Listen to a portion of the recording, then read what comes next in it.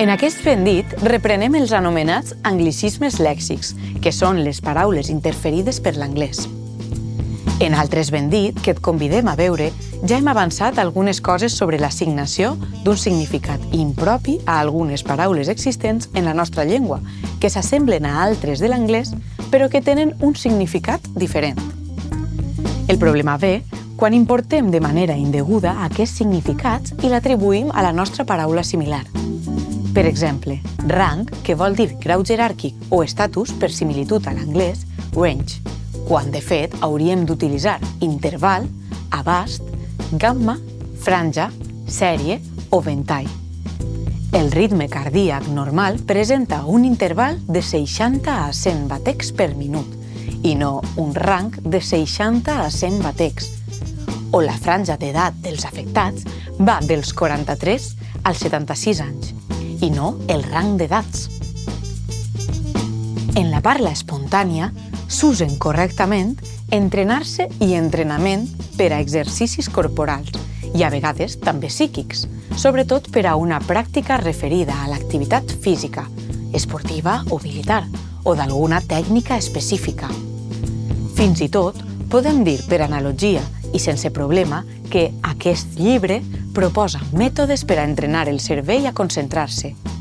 Però a diferència del que es diu en anglès, una facultat de magisteri no entrena mestres, sinó que els forma. Igual que un doctorat en dret no entrena futurs advocats en la pràctica forense. En aquests casos direm formar, instruir, ensinistrar o preparar. Sense eixir de l'àmbit de l'aprenentatge, parlem sobretot de formació o instrucció i no d'educació quan ens referim al nivell d'estudis acadèmics o al grau de cultura d'algú. I així distingim entre algú que és educat, amb bones maneres, d'algú que és culte o instruït, que implica una preparació cultural o acadèmica, valors que no necessàriament van junts. Així, an educated woman no és una dona educada, que entenem com a una dona de bones maneres, sinó una dona culta, formada, o amb formació, o instruïda. Igual com an educated guess és una suposició fonamentada, an educated decision, una sàvia decisió, i an educated opinion, una opinió informada. I, en aquest mateix camp, un scholar no és un escolar, que designa el qui va a escola, sinó un estudiós, un erudit, un investigador o especialista en alguna matèria. Encara que tècnicament poden ser acceptables, hi ha un ús abusiu d'algunes paraules per donar-los el significat que tenen en anglès. Una d'aquestes és evidència. Evidència, en la nostra llengua, és la qualitat d'allò que és evident. És una evidència que quan plou hi ha núvols. Igual que és una evidència que tots els astres giren al voltant de la Terra com es veu només mirant el cel, malgrat que tal evidència continga un fet del tot erroni. Però darrerament influïda per l'anglès evidence, evidència ha pres el significat de prova o de dada, sobretot les científicament contrastades. De manera que es diu que fins ara no s'han aportat evidències sòlides sobre l'eficàcia del medicament. És clar que si vol dir proves o dades sòlides, perquè l'evidència en si no podria ser ni deixar de ser sòlida.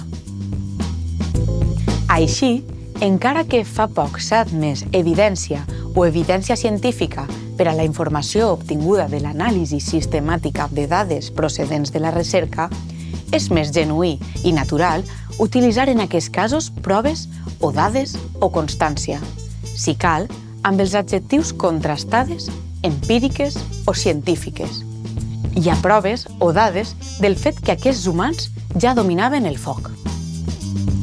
Tècnicament, literatura pot significar, segons el diccionari, el conjunt d'obres sobre un tema o matèria. I així es pot parlar de literatura mèdica o jurídica. Però en l'expressió més habitual i estricta, literatura designa només la producció que té fins estètics, mentre que del conjunt d'obres que tracten d'una matèria en diem generalment bibliografia o producció bibliogràfica. En la bibliografia mèdica del segle XVII encara trobem la teoria dels humors. Amb aquesta diferència tradicional podem distingir entre és abundant la bibliografia sobre ovnis, dels llibres que intenten explicar aquest fenomen, i és abundant la literatura sobre ovnis, que es refereix a la ficció que utilitza els ovnis com a motiu.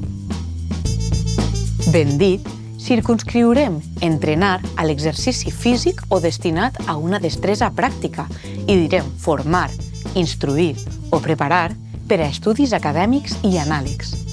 Reservarem educat, educada per a adjectivar les persones amb bones maneres i escolar per als qui van a escola. I utilitzarem preferentment proves o dades en compte d'evidència, igual com serà preferible especialitzar literatura per a la producció que té fins estètics.